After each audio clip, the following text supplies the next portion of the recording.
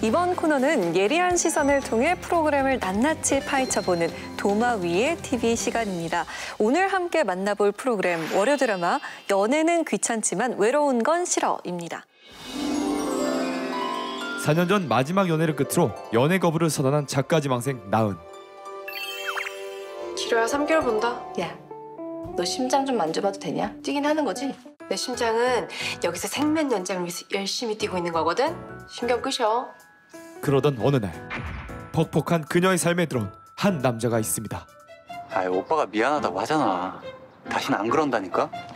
오빠 못 믿어? 내 말 안 들을래? 또 때리려고? 내가 못 때릴 것 같아? 이런 나쁜 X로 최악의 첫인상을 남긴 남자 강우. 뭐가 이렇게 아파? 아파야지 그럼! 저기요, 저희는 지금 그쪽이 생각하는 그런 게 아니라 한마디로 말하자면 사이코. 사이코? 단단히 꼬여버린 이들의 첫 만남. 과연 그 끝은 달달할 수 있을까요? 드라마 연애는 귀찮지만 외로운 건 싫어입니다. 반지하에서 어렵사리 작가의 꿈을 키워가는 나은에게 닥친 고난.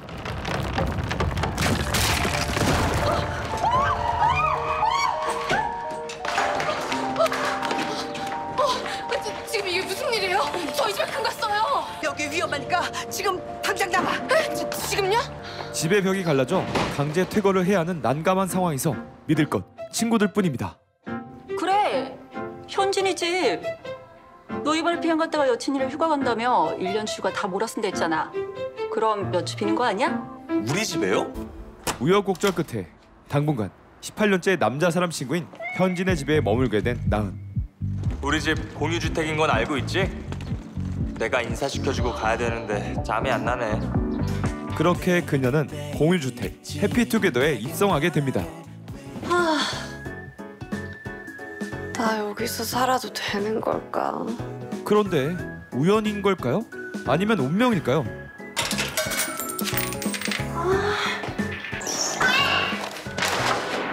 운명의 장난처럼 또다시 만난 이 사람은 한마디로 말하자면 사이코. 바로 어제 나은에게 뒤통수를 세게 맞은 그 남자 강호입니다. 여기 살아? 그럼 내가 모를 리가 없는데. 당신이야말로 여기 왜 있는 건데요? 빨래하러. 난 301호. 하필 또 바로 옆집이야? 이왕 다시 만난 거 잘못 알고 있는 부분은 바로 잡아줘야 될 것 같군. 난 말이야, 당신이 생각하는 그런 막대 먹은 인간도 폭력을 휘두르는 그런 사람도 아니야. 그날은 심리치료를 목적으로 사이코. 그래, 서두를 필요는 없지. 어차피 여기 있으면 볼 텐데. 사실 강호는 사람들의 심리를 치료하는 정신과 닥터. 나은과 악연으로 엮인 그날도 사이코 드라마 기법으로 심리치료 중이었던 거죠. 하지만 이 사실을 모르는 나은은 옆집에 사이코가 산다며 불안해합니다. 우연히 다시 그 여자를 만나기 전까지는 말이죠.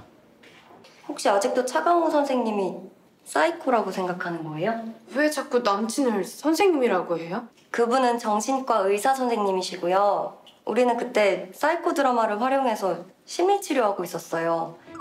미쳐 정말. 쪽팔려. 그냥 미안하다고 해.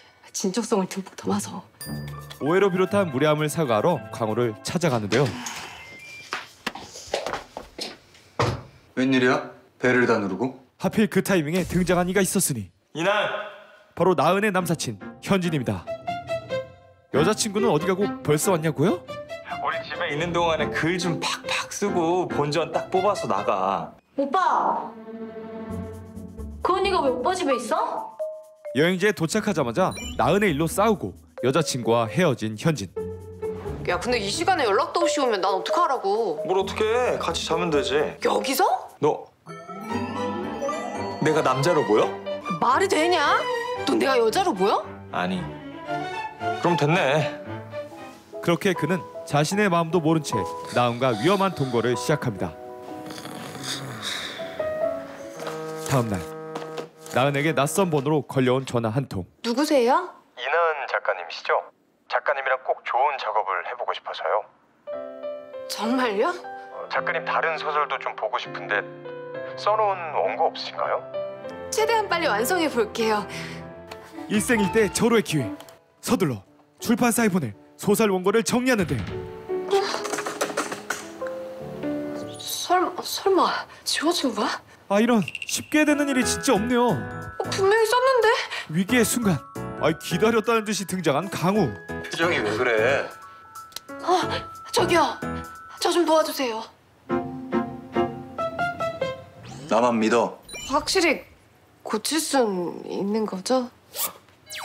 나를 뭘로 보고? 큰소리치고 강구가 찾은 곳은 노트북 수리점인데요. 급합니다. 언제까지? 지금 당장 부탁드립니다.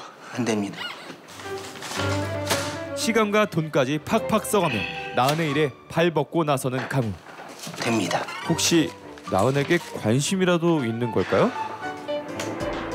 그러던 어느 날 나은과 강우를 이어주려고 하늘이 작정이라도 한 듯 때 아닌 정전 사태가 일어납니다.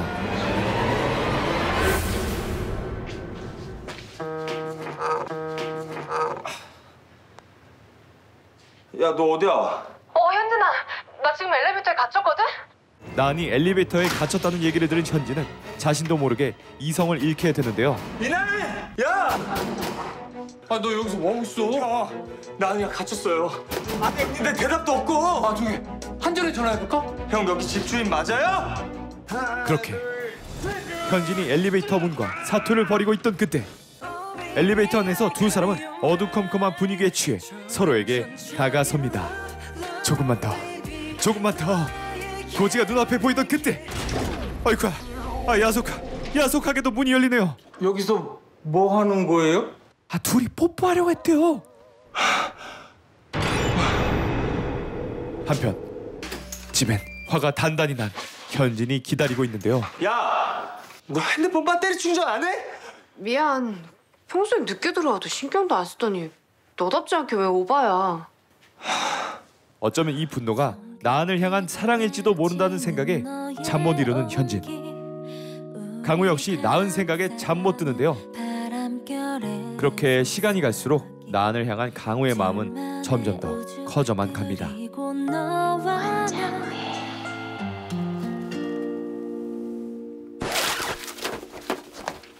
진짜 많이 변했어요. 15년 전 내가 알던 그 차강호가 맞나 싶을 정도로. 사실 강호는 어린 시절 상처를 가지고 있습니다. 여긴 당신같이 뻔뻔한 인간이 올 때가 아니야. 막대 먹은 놈. 아버지한테 당신이라니. 네 엄마가 죽은 걸 내 탓으로 돌리고 싶은가 본데 네 엄마는 우울증으로 죽은 거야. 엄마가 왜 당신 같아진 인간 때문에? 참자. 누굴까요? 원장님 눈에 드디어 달달한 하트를 심어준 그 여자분이? 차가운 강우의 눈에 달달한 하트를 심어준 여자 나은. 계약서를 준비했습니다. 그녀 역시 요즘은 사랑도 일도 술술 잘 풀리는 듯합니다. 오늘 사인하고 가시죠. 이게 꿈은 아니겠죠. 자신의 이름으로 출판 계약을 하게 된 나은. 그렇게 작가 이나은의 첫 작품이 세상에 나오게 됐습니다. 이렇게 좋은 날을 그냥 지나칠 수 있나요? 나은의 첫 출판 기념 파티가 열렸는데요. 이나은 작가님의 소설 출간을 축하하며. 그런데 이 행복한 순간이 불안한 건 왜일까요? 언니. 이상해. 책이 안 깔렸다는데. 아니, 당연하지. 전국이 다 깔리려면 일주일은 걸린다던데? 아니야. 너 책 바코드 가짜였어. 가짜 출판사의 사기를 당해 날개가 꺾여버린 작가 이나은의 꿈.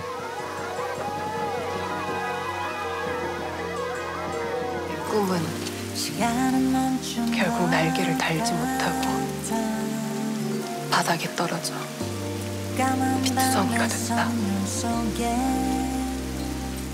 그녀를 위로하기 위해 다가서 보지만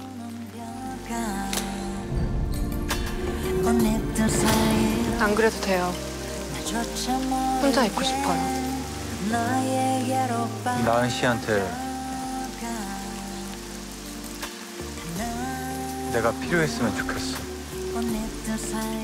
강우의 손길을 뿌리치고 나은은 그냥 가버립니다.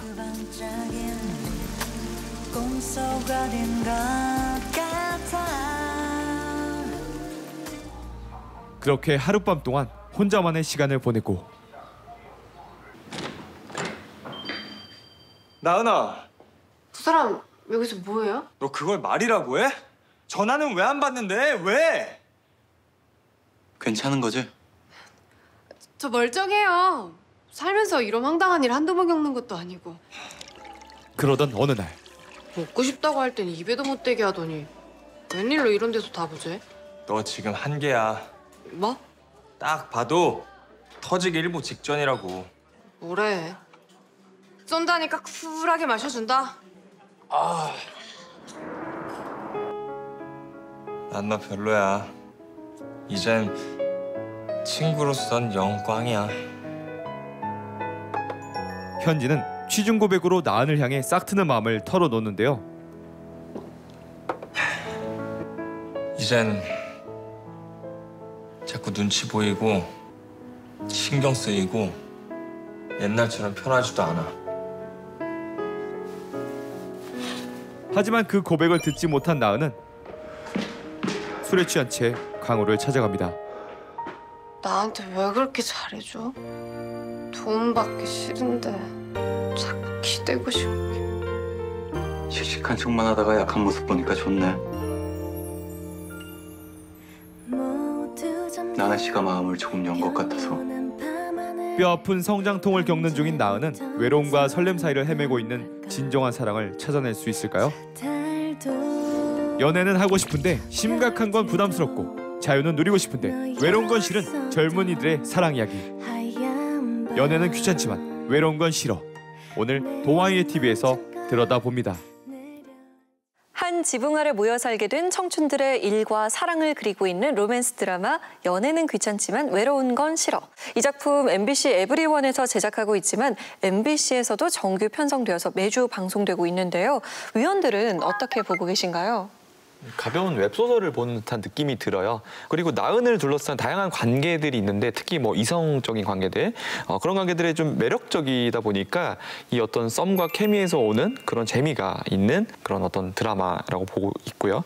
그리고 주인공 나은의 상황이 사기도 당하고요. 그리고 작가로서 인정을 받지 못하다 보니까 계속해서 자존심이 뭉개지는 그런 상황이 이제 연출이 되는데 또 정신과 의사인 남주인공 차강우의 역할로 인해서 좀 나은이 그런 것들을 어떻게 극복하고 또 조금 더 성장을 어떻게 할지 그게 기대되는 그런 드라마라고 보고 있습니다. 제목이 연애는 귀찮지만 외로운 건 싫어인데 과연 이들이 연애를 귀찮아하는가? 라는 의문이 들어요. 너무 연애를 하고 싶어하는 사람들이 너무 많이 살고 있어요. 이 집에는. 그리고 서로 누군가를 항상 좋아하고 있어요. 그래서 자유롭고 싶지만 외로운 건 싫은 사람들이 사는 집이라는 그런 의미가 약간 이 드라마에서는 그렇게 잘 드러나지 않는 것 같습니다. 저는 이제 눈여겨봤던 것이 나은이 하는 그 나레이션이었어요. 힘들 때 옆에서 괜찮아 이런 말보다는 그냥 같이 힘들어해주면 좋을 텐데 그 순간에 바로 이 나은의 나레이션들이 들어가는 게 아닌가 싶어요. 강우 씨가 툭툭 던져준 말이 가끔 힘이 될 때도 있어서 나도 그래주고 싶었어요. 위로가 어설프고 침묵이 어색해도 결국 사람은 사람에게 기댈 수밖에 없다는 걸 알기 때문이다. 어떻게 보면 그 문장들은 되게 평범할지 모르지만 그걸 보는 순간에 힘들었던 사람들은 그래도 위로를 얻을 수 있어서 그런 부분에서 저는 좋았다는 생각이 들거든요. 근데 좀 아쉬운 것은 너무 익숙한 설정들을 통해서 오히려 식상함. 예를 들면 남녀 주인공이 만날 때 그 오해로 인해서 만나잖아요. 그 여자 주인공 굉장한 정의감이 있고 남자 주인공은 그 상황을 제대로 설명하지도 못하고 당한다거나 아니면 뭐 계단에서 넘어졌을 때 왜 하필이면 그 남자 품에 안길까 뭐 이런 우리가 익히 로맨스 드라마에서 많이 보아왔던 설정들이 굉장히 많이 그려지고 있어서 그런 점들이 기대감을 저해시키지 않나 그런 아쉬움을 좀 갖고 봤습니다. 저도 사실 기획의도나 설정 같은 걸 보면서 기대를 했던 부분이 분명히 좀 컸었거든요. 보면은 이제 공유주택을 배경으로 이제 오늘날의 2030 세대가 느끼는 또 생각하고 있는 꿈, 또 일, 또 현실, 사랑 이런 것들을 좀 젊은 감각으로 다룬다. 약간 그런 기대감이 분명히 있었거든요. 근데 뚜껑을 열어봤더니 처음 봤지만 구면인 것 같은 약간 그런 전개들이 쭉 이어지면서 전형적인 로맨스물이고 그것도 되게 익숙한 버전이다라는 생각이 좀 들었어요. 연애는 귀찮지만 외로운 건 싫어. 공유주택 해피투게더에 살고 있는 하우스메이트들의 일과 연애관을 담아내고 있는데요. 2030 세대의 이야기를 그려내는 데 있어서 이러한 공간 설정이 어떤 효과를 줬다고 생각하시나요? 개인적으로 나쁜 건 아니잖아요. 남한테 피해 안 주고 나도 피해 안 받고. 하지만 좀 외롭죠.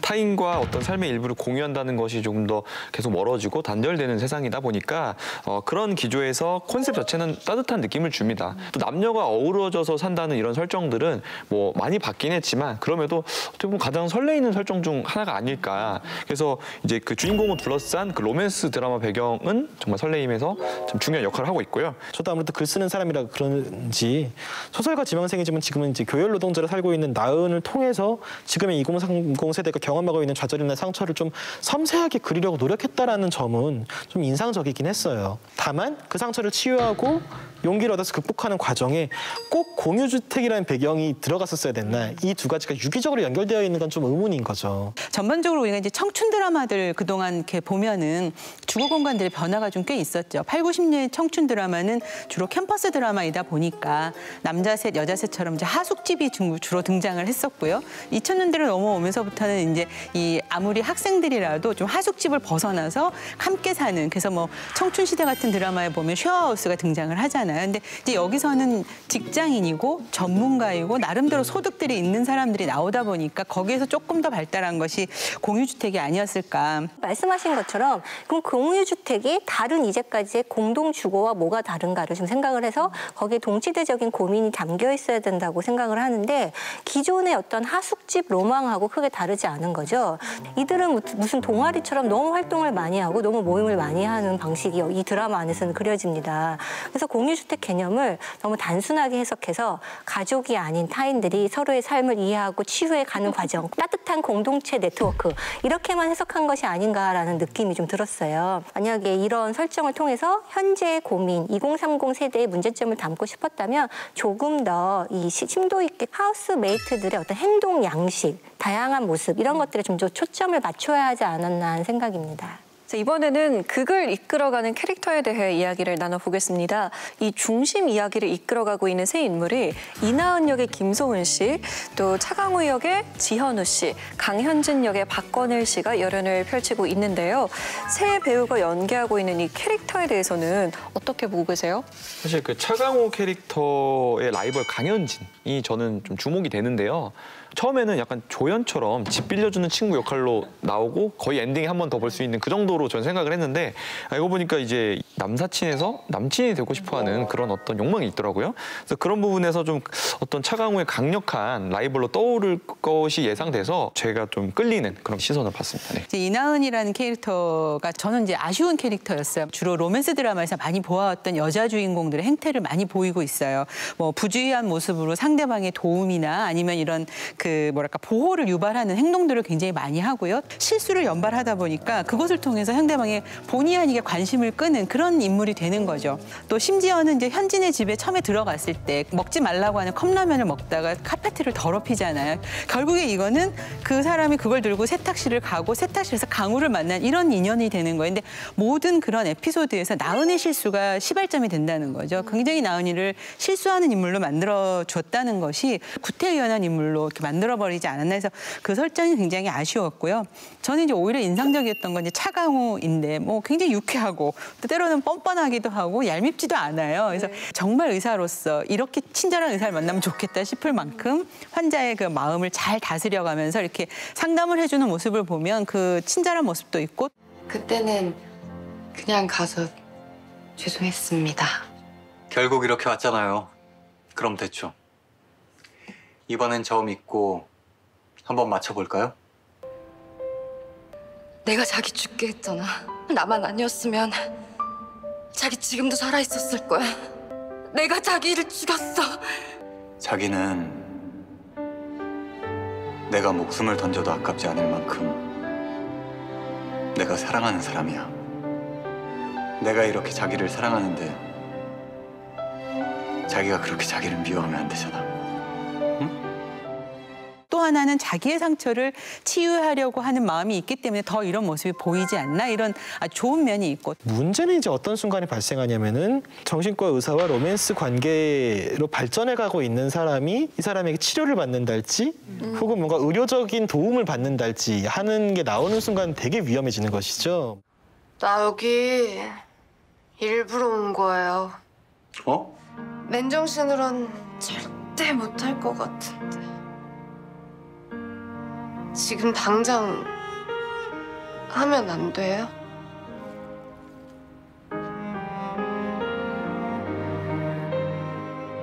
상담자와 내담자 사이에 굉장히 이제 의존적인 관계가 성립하다 보니까 이게 윤리적인 문제로 많이 대두가 되고 있잖아요. 그래서 약간 자칫 잘못하면 젊은 정신과 의사들이 그런 캐릭터로 그려진다는 거죠. 아, 이 사람하고 연애하면은 때때로 가서 상담도 하면서 내 상처도 치료받고 되게 나를 잘 이해해주니까 되게 로맨스 상대로도 좋고 그렇게 그려지면 안 된다는 생각이 좀 들었고요. 다만 그래도 좋은 점이 있었다면 일의 초반에 보면 이제 교열을 하면서 그를 수정하는 이나은과 망가진 물건을 수리하는 샤강호를 보여주면서 내레이션이 나왔어요. 고치는 동안은 잡생각이 사라지고 맑아졌다. 고쳐서 괜찮아질 수 있는 게 더 많았으면 좋겠다고 생각했다. 저는 이것이 약간 이 드라마의 주제의식과 맞닿아 있는 것이 아닌가라는 생각이 들었거든요. 우리가 세상을 살면서 마음을 다치거나 이런 일들이 많은데 그 마음은 또 고쳐가면서 살아야 되는 거잖아요. 그것이 어떤 공유주택 안에서 개인의 삶을 존중하면서도 이러한 온기가 같이 있는 공간이 있다라는 것으로 구현이 될 줄 알았는데 그것이 충분히 보여지지 않은 점은 좀 아쉽습니다. 그렇다면 주인공들 외에 눈여겨볼 만한 캐릭터들 있었을까요? 저는 그 이나은의 친구죠. 이제 그 웹진 편집장으로 나오는 이제 조지아 캐릭터가 좀 눈에 띄더라고요. 보통 이제 드라마에서 나는 결혼을 안 할 거야 라면서 결혼을 거부하는 캐릭터들이 나오면은 여러 가지 이유들이나 제약 같은 조건을 보여주면서 그렇기 때문에 난 가정을 이루고 싶지 않아. 이런 식으로 전개가 됐는데 이 인물은 지금까지 보여진 거로는 그게 아니라 난 그냥 결혼이 싫은 건 거죠. This is what I want. To wake up and see you next to me for the rest of my life. 평생은 누구도 몰라. 지금 이 순간이 좋으면 그만이지.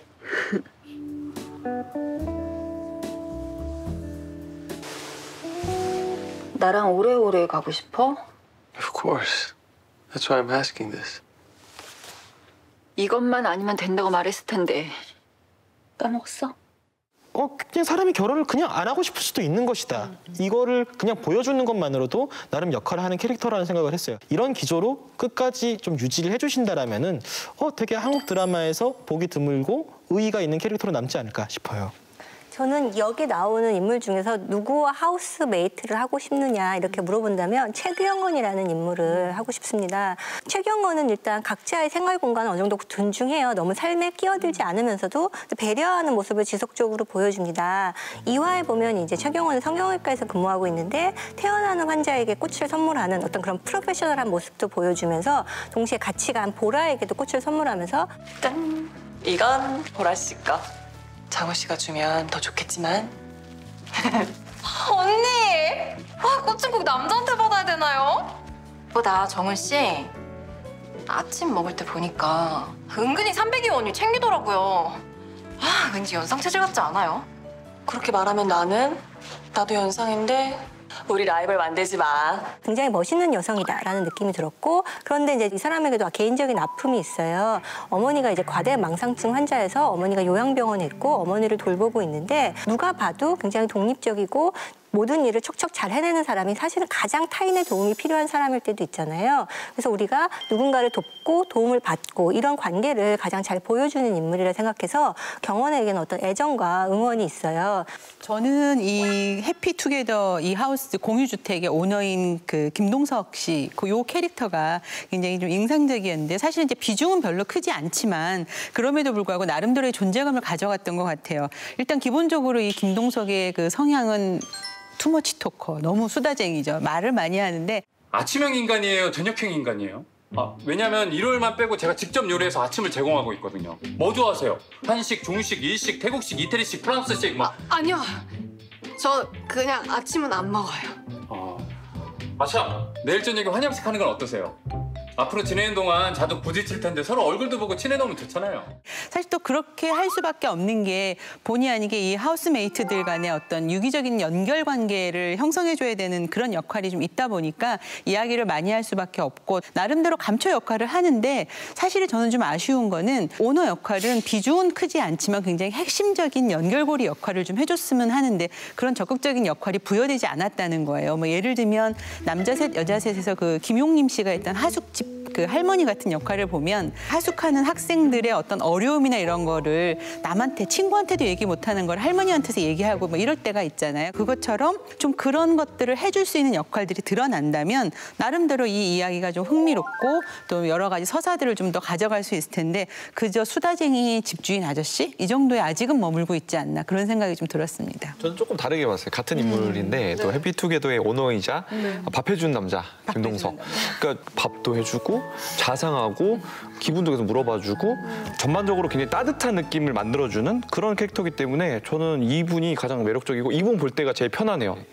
자, 이 세 주인공의 삼각관계 사이에 새로운 인물이 또 등장했어요. 사각 로맨스를 예고하고 있는데요. 연애는 귀찮지만 외로운 건 싫어. 앞으로의 시청 포인트는 무엇이 될까요?